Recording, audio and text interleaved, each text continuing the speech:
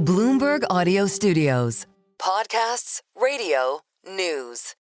Welcome our Bloomberg television and radio audiences as we continue to discuss TikTok's future in America with the man who wants to buy the U.S. arm of the company. That's Frank McCourt Jr., founder of Project Liberty and executive chairman of McCourt Global. He joins us now. Frank, really good to get your perspective. You've made that formal bid for TikTok through Project Liberty. Do you know yet if TikTok is for sale?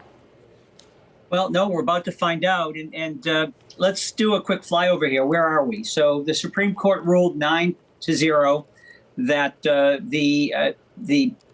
TikTok must be either shut down or sold. They also, by the way, were very explicit about the national security threats of TikTok as it's currently designed. And this is a key point because the legislation that they upheld was very clear that this is a national security threat. The Supreme Court just validated that and reaffirmed that. So if it's sold, because the choice is ban or sell, if it's sold, whoever buys it has to fulfill the criteria that the Supreme Court laid out. You need to disentangle the user base and the data from the Chinese technology. Project Liberty has a clean tech stack to onboard the user base and the data and meet the criteria laid out by the Supreme Court. Frank, do you have I'm sure you have an idea of how much you would pay for it, but can you help me understand how you came to a valuation? Yeah, well, you know it's worth something. And on the other hand, we know what the entire company is worth on the secondary market, what people are selling shares for now. So you have bookends. And then we know that U.S. TikTok is somewhere around 8%, 10% of the entire platform. So you have an ability there to be able to bookend or frame the valuation. Of course, we've done extensive modeling to sharpen that. Now, the one big if is what exactly are they selling? Are they selling the brand or not? Which of the assets are they selling? Of course, the user base and the data are what's critical to us. But what we know for sure is they're not selling the algorithm. And that is key. If you come forward with all the money in the world and say, I'll buy US TikTok, but I need the algorithm, you're not going to get it because the legislation won't allow it. And the Supreme Court upheld that legislation and said any buyer to be eligible, must not use or rely on any of the Chinese technology. That is really fundamental to this transaction. So, of course, it's about the money, but it's about having the technology to onboard the user base and the data without relying on the Chinese technology. Frank Romain here. I am curious, though, about China's involvement in this. They obviously have a big say in whether this gets sold and potentially who it gets sold to. Are you worried at all about your bid? I'm specifically speaking about your potential bid for this company, that it would satisfy whatever China's looking for. And I don't know. Do you know what China's looking for out of this? Well, I know what China is for sure clear about. They're not letting the algorithm go, right? They've said this is part of Chinese government property. Part of so the IP is something that they have a white knuckle grip on. And by the way, clear, and any buyer is not going to get that anyway because the legislation won't allow it. So I think the win here for China is a buyer coming forward that can comply with what China has said they're not selling and make a deal for what they might be willing to sell.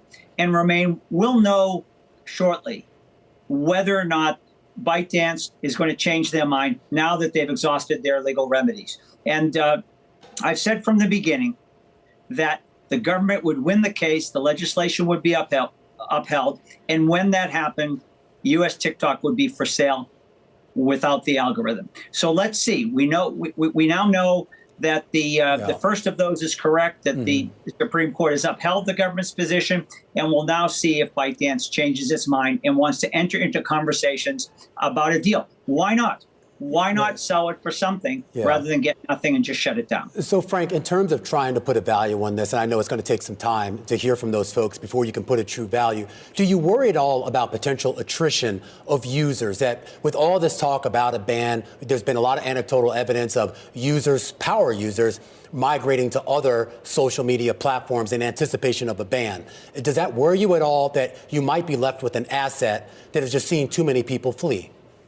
Absolutely. I think it's one of the big risks here, and which is why we're hoping that the app stays lit up. And by the way, President Biden and President-elect Trump have both said they want to see the app lit up. They don't want to see it banned. The key here is, in order for that to happen and the 90 days to kick in, there needs to be a viable buyer. There needs to be a deal. And for a buyer to be viable, they need to have the technology stack to move the user base and the data over to without relying on the Chinese technology. So it's more than your typical business deal, highest bidder wins. This is a complicated transaction. And at the heart of it is protecting American citizens. Our technology does that. And then putting forward a respectable bid for the U.S. TikTok assets without the Chinese technology. Frank, there is a conversation that circulates that potentially TikTok is getting wrapped into trade conversations when it comes to China. Have you spoken to anyone in the Trump administration about this? Yeah, we have. And you know, Kevin O'Leary has joined our bid. And Kevin went to Mar-a-Lago. He spoke to President-elect Trump. And President-elect Trump encouraged us to carry on. And I suspect that this will be a broader conversation that President-elect Trump will have with President Xi. That said, we're still back to square one about how do you buy U.S. TikTok, keep it lit up, prevent a ban, and comply with the legislation and the Supreme Court's ruling. And so I'm sure there'll be wheeling and dealing going on, and there always is. But the point is, there are some fundamental criteria necessary to make the deal. And that's the key. And that's where Project Liberty comes in, because we've been building this alternative tech stack for the last 5 years. We're in the right place at the right time. Frank, have you been in contact at all with the Trump administration or the Trump transition? Yes, as I just mentioned, Kevin, who's my partner on this, has gone to Mar-a-Lago like 2 weekends in a row now to be in touch with all of the players there, the president-elect himself, and also his key team. So we from the very outset here wanted to make sure that the Biden administration and the incoming Trump administration, and of course, both President Biden and President-elect Trump, knew exactly what we were up to. We don't want any surprises here. We want to help. We want to be part of the solution to keep TikTok lit up, avoid the ban. And that's what President Biden and President-elect Trump want as well. So let's make a deal. Let's get this done. We have the solution. All right. Well, the president-elect has said he needs time to review this. Of course, he's inaugurated on Monday. Frank, we're going to catch up with you sometime soon in the future once we get more clarity on what the potential valuation could be. Frank McCourt Jr., the founder of Project Liberty and executive chairman of McCourt Global, who has said that he would bid for those U.S. TikTok assets along with Kevin O'Leary and some other investors should he be given the chance.